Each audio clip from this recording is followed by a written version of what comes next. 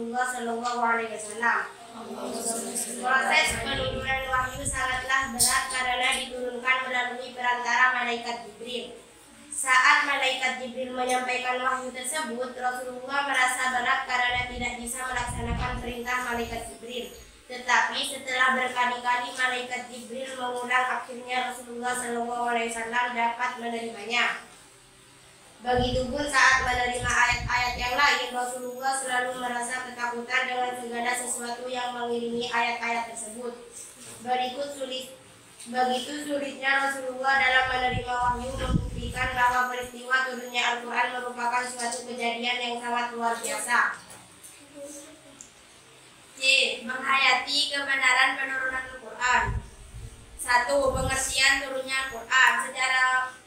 Secara majazi, turunnya Al-Quran diartikan sebagai pemberitahuan dengan cara dan sarana yang dikehendaki Allah Subhanahu wa Ta'ala, sehingga dapat diketahui oleh para malaikat di Lauh Mahfuz dan oleh Nabi Muhammad SAW.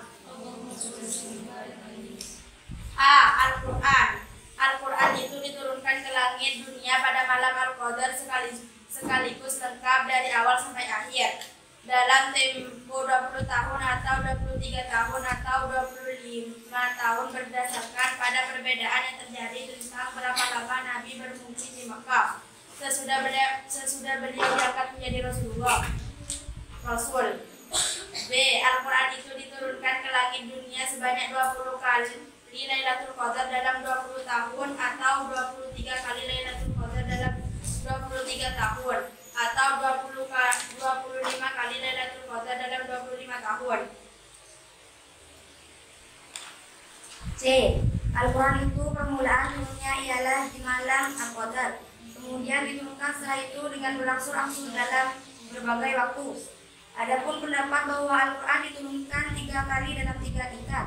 1. Diturunkan ke Lauhul Mahfuz. 2. Diturunkan ke Baitul Izzah di langit dunia. 3. Diturunkan berangsur-angsur ke dunia. Meski sanadnya sahih, Dr. Subki Saleh menolak pendapat di atas tersebut karena turunnya Al-Quran yang demikian itu termasuk bidang yang gaib dan juga berlawanan dengan zahir Al-Quran.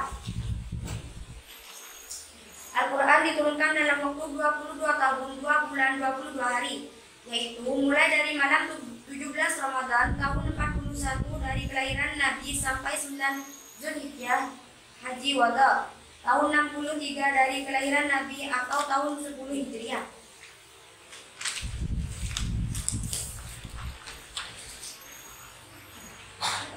Pengertian penulisan Al-Quran. Penulisan Al-Quran adalah proses penulisan Al-Quran dari waktu yang diterima Nabi Muhammad SAW hingga selesai dikumpulkan dalam sebuah tulisan berupa mushaf kitab terjilid pada zaman Khalifah Utsman bin Affan. Penulisan dan pengumpulan Al-Quran dimiliki 3 fase. A. Zaman Nabi. Tahap pertama adalah zaman Nabi Muhammad SAW, di mana pada tahap ini hafalan para sahabat lebih banyak terkenal daripada tulisan-tulisan yang masih tersisa. Siapa saja di antara para sahabat yang mendengar satu ayat, maka akan langsung menghafalnya atau menuliskannya dengan sarana seadanya di pelengkap rumah, potongan kulit, permukaan batu, cadar, atau tulang belikat unta. Jumlah para penghafal Al-Quran sangat banyak. B. Zaman sahabat Abu Bakar. Pada zaman ini terjadi banyak peperangan yang mengakibatkan banyak para sahabat penghafal Al-Quran meninggal dunia. Di antara para sahabat yang penghafal Al-Quran yang meninggal pada perang Yamaah adalah Salim Bekas, budak Abu Hudzaifah, di mana Rasulullah SAW pernah memerintahkan para sahabat untuk mengambil pelajaran Al-Quran darinya. Maka Abu Bakar radhiyallahu anhu memerintahkan untuk membakar Al-Quran agar tidak hilang. Sesuai perang Yamaah, sahabat Umar bin Khattab menyampaikan pendapat kepada Abu Bakar untuk menulis ulang dan mengumpulkan catatan-catatan Al-Quran yang masih terpisah-pisah. Namun Abu Bakar menolaknya. Ia tidak ingin melakukannya karena takut dosa, sehingga Umar terus-menerus mengumpulkan andalanya. Baik, apakah ada yang mau bertanya? Perkenalkan, nama saya Manu Lesana. Ingin bertanya, jelaskan kenapa sahabat Abu Bakar menolak usulan sahabat Umar untuk mengumpulkan dan menuliskan catatan wahyu. Terima kasih atas waktunya. Perkenalkan, nama saya Wiwin Fatmawati. Akan bertanya, yang dimaksud dengan penurunan Al-Quran secara berangsur-angsur itu gimana? Jelaskan. Terima kasih. Atas waktunya, perkenalkan, nama saya Susanti Fajaria. Akan bertanya tentang bagaimana zaman Nabi para sahabat lebih banyak berperan daripada tulisan yang masih terpisah-pisah. Terima kasih atas waktunya. Perkenalkan, nama saya Nabila Solehat. Saya akan bertanya tentang apa yang dimaksud dengan kaifiyat. Baik, saya akan menjawab pertanyaan dari Mamduatul Hasanah. Karena sahabat Abu Bakar takut dosa, lagi pula waktu itu belum ada perintah dari Nabi Muhammad SAW. Hingga sahabat Abu Bakar tidak mengiyakan.